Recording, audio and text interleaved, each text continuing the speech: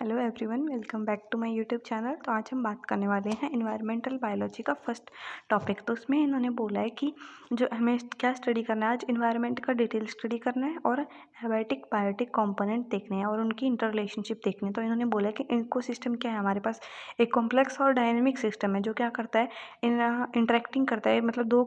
Interacting component जैसे abiotic और biotic हो गया, उनके बारे में बताता है। तो फर्स्ट हमें पता है कि एबायोटिक कंपोनेंट होते हैं जो नॉन लिविंग होते हैं और बायोटिक जो लिविंग होते हैं, ठीक है। तो उन्होंने बोला है कि डिटेल्स जब हम स्टडी करते हैं किसी चीज़ की इकोसिस्टम की, तो क्या बताया गया इन्होंने क्या करा है कि ये इंटर रिलेशनशिप की एक गेन, मतलब जो इंटर रिलेशनशिप की एक डीप स्टडी करते हैं, जिसके अंदर इन्होंने बोला है कि हम क्या क्या चीज़ें अंडरस्टैंड कर सकते हैं, जैसे उनकी फंक्शनिंग क्या क्या है और उनकी रेजिलियंस पावर कितनी है। रेजिलियंस का मीनिंग होता है कि कोई चीज़ डैमेज होने के बाद कितनी जल्दी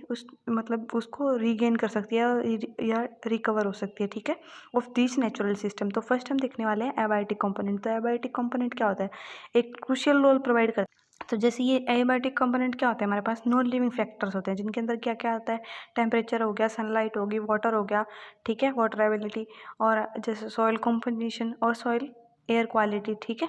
आगे इन्होंने बोला कि इसके लिए हम एक एग्जांपल ले सकते हैं, जैसे कि एक फ्रेश वाटर इकोसिस्टम है जो कि हम किसको मान सकते हैं, एक पॉन्ड को मान सकते हैं। उसके अंदर जो अमाउंट ऑफ सनलाइट है जो रीच करती है वाटर सरफेस तक, वो क्या करते हैं, इन्फ्लुएंस करते हैं किस चीज़ को, कि एक्वेटिक जो प्लांट है वाटर के अंदर, वो उसके अंदर फोटोसिंथेसिस को इन्फ्लुएंस करती है, ठीक है।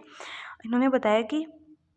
उसके साथ साथ जब फोटोसिंथेसिस, तो उसके जो उन सब चीज़ों से जो मतलब एक्वेटिक प्लांट हो गए उनसे जुड़ी हुई फूड चेन भी क्या होगी, अफेक्ट होगी, ठीक है। तो इन्होंने बोला सिमिलर कंपोजिशन, जैसे ही ये चीज़ें क्या देख सकते हैं हम कि यही सब चीज़ें हम एक्वेटिक के अलावा मतलब कि टेरेस्ट्रियल पर ग्राउंड पे भी देख सकते हैं, जैसे कि सॉइल कंपोजिशन हो गया इन फॉरेस्ट इकोसिस्टम, जो क्या करता है कि प्लांट के ग्रो करने में भाई कितना जल्दी वो ग्रो कर सकता है और कितना नहीं, और कितना हेल्दी प्लांट ग्रो होगा, तो उस हिसाब से क्या होगा, उस पर जो फीड करने वाले जो हर्बीवोरस होंगे वो भी इफेक्ट होंगे, ठीक है। तो इन्होंने बोला कि एबायोटिक कंपोनेंट की हमें एक क्रूशियल रोल प्रोवाइड करते हैं इकोसिस्टम के अंदर। तो नेक्स्ट इन्होंने बोला कि बायोटिक कंपोनेंट। तो बायोटिक कंपोनेंट क्या होता है, हमें पता है कि ये लिविंग ऑर्गेनिज्म होते हैं एक इकोसिस्टम के, जो क्या से लेके क्या तक हो सकते हैं, प्लांट, एनिमल और माइक्रो ऑर्गेनिजम्स हो सकते हैं, ठीक है। ये ऑर्गेनिज्म क्या करते हैं, ये तो एक दूसरे के साथ इंटरेक्ट करते हैं या एबायोटिक फैक्टर के साथ इंटरेक्ट करते हैं, और इनके अंदर डिफरेंट टाइप की क्या पाई जाती है, रिलेशनशिप पाई जाती है। जैसे कौन कौन सी, प्रीडेशन हो गया,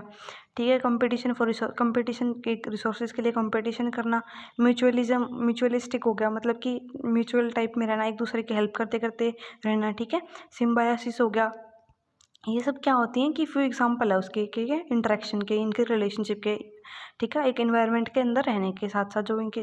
रिलेशनशिप दिखाई गई है वो बताया गया है। आगे इन्होंने बोला है कि फॉर मतलब इन्होंने एक एग्जांपल लिया है कि जैसे ग्रासलैंड इकोसिस्टम के अंदर क्या हो गया, ग्रेजिंग हर्बीवोरस हो गए, वो क्या करते हैं, कंट्रोल करते हैं किस चीज़ को, प्लांट की ग्रोथ को, ठीक है, कि ज़्यादा प्लांट ग्रोथ ना हो जाए,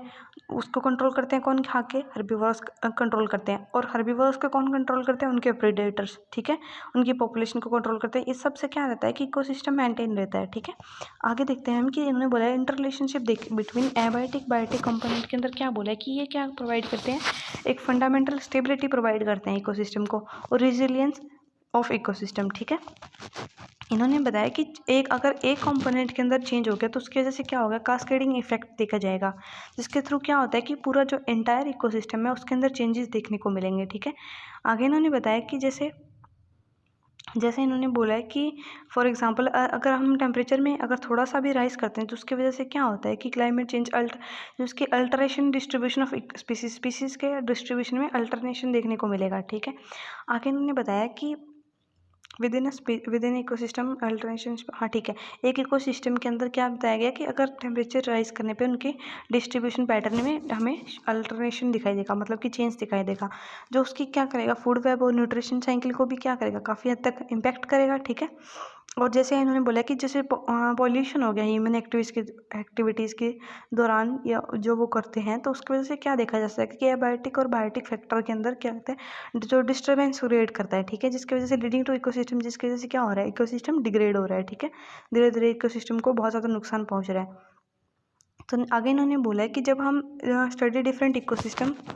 इन्होंने बोला है कि जब हम डिफरेंट इकोसिस्टम इन डिटेल, जब हम डिफरेंट इकोसिस्टम की डिटेल स्टडी करते हैं, involve examine the unique characteristic, जो क्या करता है, यूनिक करेक्टरिस्टिक को एग्जामिन करता है, ठीक है।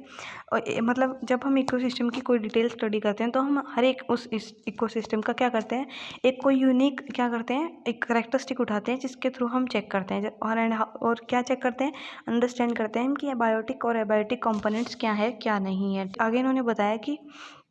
रिसर्चर्स यूज़ क्या करते हैं, वो रिसर्चर्स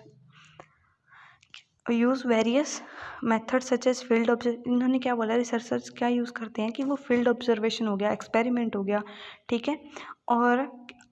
ठीक है, और जैसे मॉडलिंग और टू इन्वेस्टिगेट रिलेशनशिप, उनके रिलेशनशिप को इन्वेस्टिगेट करने के लिए ये सब चीज़ें करते हैं। By studying ecosystem at different scale, अगर हम स्टडी करते हैं इकोसिस्टम को डिफरेंट स्केल के अंदर, कैसे कैसे स्केल, स्मॉल माइक्रो हैबिटेट से लेके हम लोग करते हैं लार्ज बायोम तक, ठीक है।